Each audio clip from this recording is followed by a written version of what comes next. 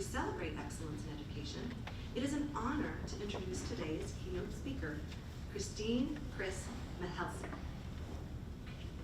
A 20-year veteran of Texas Public Schools, Mrs. Mihealsick teaches AP Environmental Science at Westwood High School in Round Rock ISD and serves as department chair. She's very busy. She holds a Bachelor's degree of Science in Biology and a Master's of Arts in Science Education from the University of Texas at Austin, and is a National Board Certified Teacher in Chemistry.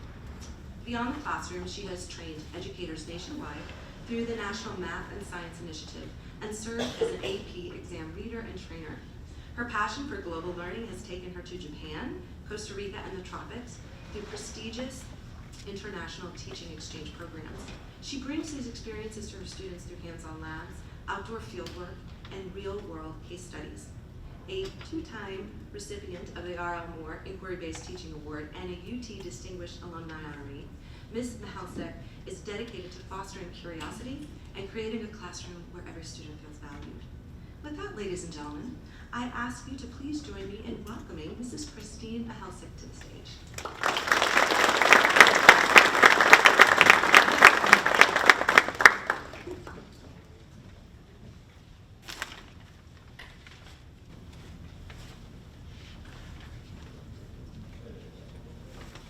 Sorry, just waiting for my slides.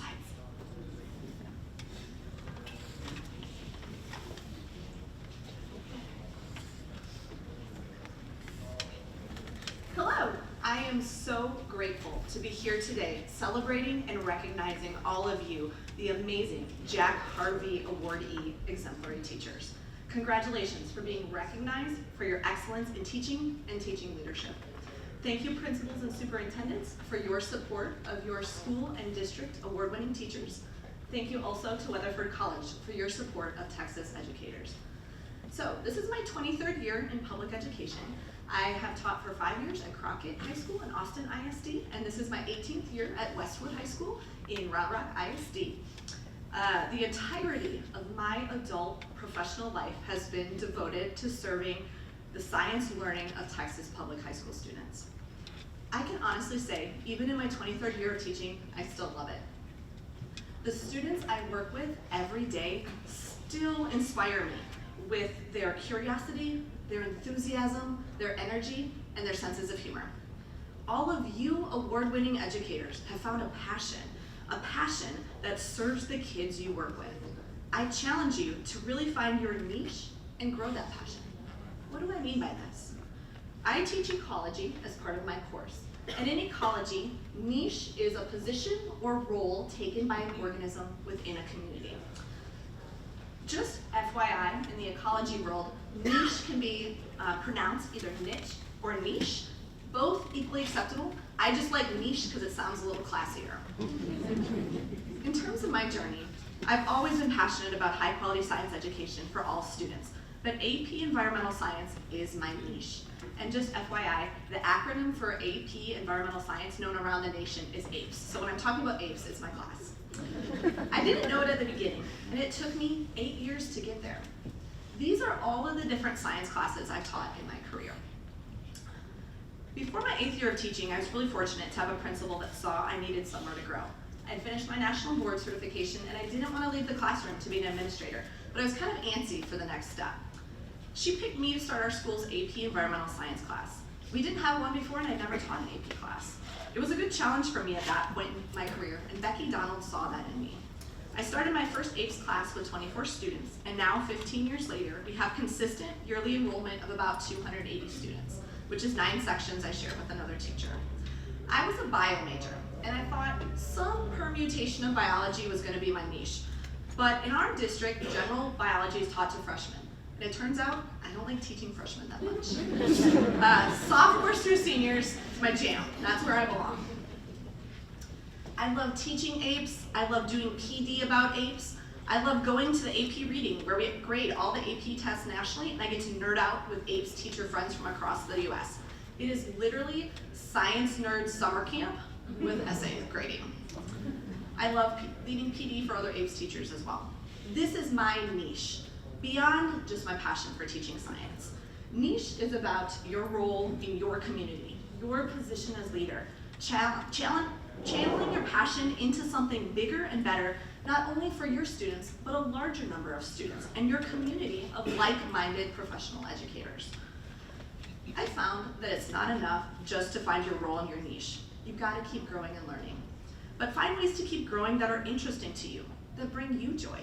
One of the things I love about teaching is continuing to be a learner. I also really enjoy traveling that someone else pays for. There are a lot of opportunities for PD out there that are interesting, that are fun, but still help you grow. I've had the opportunity to do a 2-week Fulbright teaching program to Japan, a 10-day teacher program to Costa Rica, and a Toyota teacher program to Costa Rica as well, where we got to jump off cliffs, so that was kind of fun. And a San Diego Zoo conservation workshop where I got to pet rhinos. All of these things have been amazing learning experiences, but I've also developed some of my very best labs for students from things I've done. Good PD should be win-win. Learning an adventure for you, something better for your students. Keep growing in ways that lift you up, bring you joy, and recharge your batteries. Finding your niche and growing sort of organically transitions to leading other teachers. Having great teacher leaders on a school campus helps support all teachers. Building campus culture, modeling excellence in the classroom, mentoring and building community among teachers. When teachers feel they have peers to get help from, peers to grow with, and peers they enjoy being around, they continue to stay in the classroom. A lot of talk about teacher retention has focused on how to get more people into the classroom in the first place. But I feel it's more important to focus on keeping good teachers from leaving. Good teacher leaders build that support, that camaraderie, that mentorship that everybody needs to stay in the classroom. I also strongly believe teachers need pathways to grow as leaders in their school besides just the traditional go be an administrator route. Texas kids need good teachers to stay in the classroom, and teachers need other avenues to grow and earn more money too. As a side note, I want to acknowledge how important working for a great principal is. This is my current principal at Westwood, Erin Campbell. She's phenomenal and so supportive of us and the teachers in our school. She just looked really happy when I won some things, so she was just, there she was there for me. Mentorship is one of the most important teacher leadership roles. All of you are here because you are outstanding educators and because somebody helped you grow along the way. I know that's the reason I'm here. I've been fortunate to have different teacher mentors at 5 points in my career. Of course, when I first started teaching, I had a mentor, but I also had a mentor when I went through national board. When I first started AP, I had no idea what I was doing, and I definitely had a good mentor to help me figure out what was going on. When I became department chair, also had no idea what I was doing, had a good mentor. And then even now, as Teacher of the Year, I'm getting help from 2024 and 2016. These are my 2 most important mentors and friends, Joy Killo, who's mentored me through all my AP work, and Millie Beth Yanos-Gramillion, who's my department chair mentor and one of my best friends. Mentors matter, and as teacher leaders, your mentorship matters tremendously to the teachers you work with.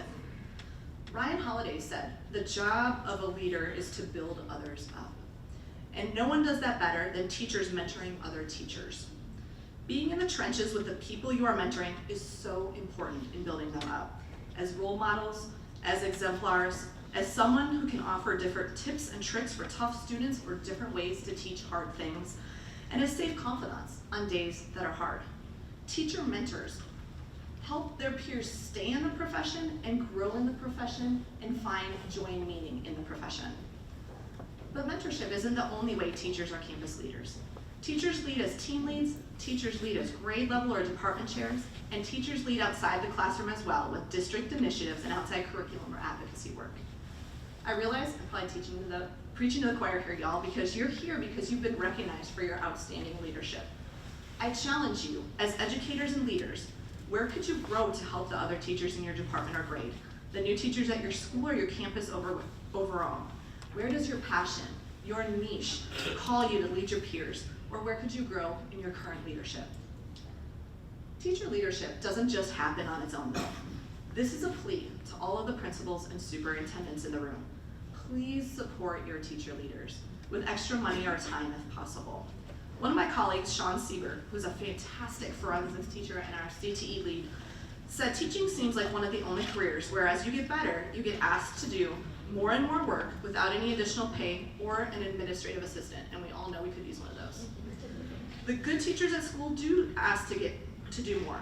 Extra mentoring of new teachers, helping plan for a long-term sub if someone is out, being team lead, usually without extra planning time or money. Supporting teacher leadership on campuses is critical to growing and retaining that leadership. I'm fortunate to be at a school that believes in teacher leadership and supports our department chair work with an extra planning block, a small stipend, and a real voice at the table at how our school is run. The planning block is especially a big investment for our campus, as all department chairs get one. But I use that planning block to do all the weird stuff that pops up as science department chair, so administration doesn't have to deal with it. This includes planning 2 big biology star remediation programs a year for our at-risk freshmen, and helping other teachers order lab supplies and budgeting, organizing science social events to build up camaraderie among the 25 of us in the department, being there to talk to new people when they need help, helping troubleshoot with substitutes, and last year we had a surprise inspection by the state. We got a month's notice and we had to clean up our chemical storeroom. So I want to preface this with everything was stored correctly. There was going to be no explosions on my watch, but we didn't have any of our dropper bottles labeled, and OMG is not chemically acceptable for the state of Texas to label your chemicals at risk. All department chairs also meet every 2 weeks in a small group with our principal. We call it core council to go over major issues at our school and to bring concerns from our department. The meetings are set in stone and all scheduled out at the start of the year, so our principal is able to attend all of them. Even with tight budgets, administration can still elevate teacher leaders' voices and ideas by having them in the room where it happens with leadership. So I've talked a lot about funneling your passion into growth as teacher leaders to impact larger numbers of students and teachers.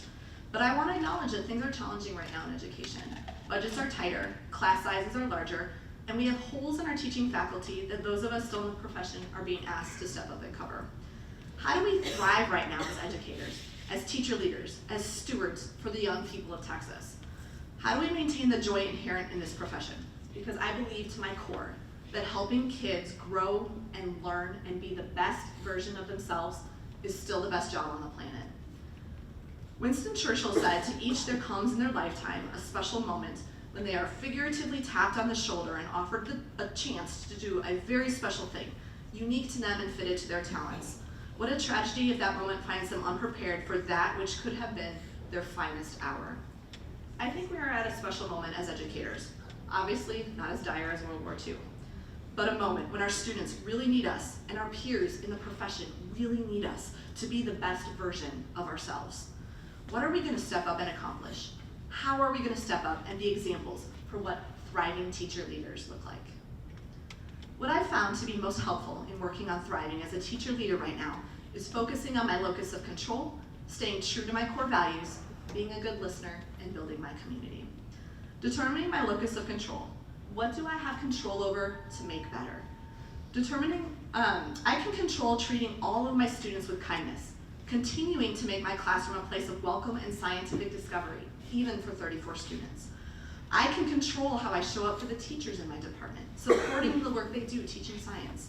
I can control continuing to be there for my students, attending their games and concerts, showing I value them as people outside the classroom. Staying true to my core values. My core values are kindness, curiosity, determination, and appreciation. Regardless of what's changing around me or what noise is out there, these are the values that anchor me and that are most important to me. If you haven't ever done any work figuring out your core values, it sounds really cheesy, but it's actually pretty grounding. I read Brene Brown's Dare to Lead when I first started as department chair, and the book had a big old list of core values, and it challenged me for the first time to really think about what's at the core of who I am, what does not change. Keeping that centered has helped keep me really focused through changes or challenging times. Listening well and connecting are so important for thriving as a teacher leader. What do the teachers in my department need to talk about? I want to be the person they can go to and know I'll take notes and listen and do my best to help troubleshoot and problem solve with them. But most importantly for thriving as a teacher leader, find your peeps. Find and nurture your community. Teaching is amazing, but it's also really challenging. Being a teacher leader is even more challenging. Having people to decompress with and share strategies with that understand the work of teaching makes a huge difference. Community is so important. As you continue as a teacher leader, I found it's also helpful to cultivate friendships with people at the same leadership level as you. I'm good friends with the math and CTE department chairs, but I'm DC BFFs with Millie Beth. She's the foreign language department chair. Of course, I'm friends with the people in my science department, but you face different challenges as department chair that it's not always appropriate to talk about with just one member of your department or team. It's good to have a DC BFF to chat with. It's also important to build community with other teachers outside your school. I hope you use this opportunity today to get to know a few new teacher peeps as well. Y'all are amazing people. Please meet a few new great folks while you're here. Come find me and chat for a few minutes. I got a pin for your name tag to honor the work that you're doing. I found one person before. I'd like to find some more afterwards. I was just at the Texas Association of School Administrators Midwinter Convention, and I saw superintendents from around the state chatting and reconnecting with each other, discussing superintendent BFF things. Hopefully that will be some of y'all, chatting with each other or me when we see each other at different events. We as educators change the trajectory of student lives. You as teacher leaders change the trajectory of other teachers' careers, and that is sometimes even harder work. The people in this room do big, meaningful, important things. Never for a minute doubt the impact y'all make on people's lives. And that impact lasts forever. I bet everyone in this room remembers the name of a specific teacher that saw something within you, that sparked something within you. You are that person to countless number of students and some staff members on your campus as well, which you may not have thought of. I see the work you do, I acknowledge the work you do, and I'm grateful for the work you do. Thank you.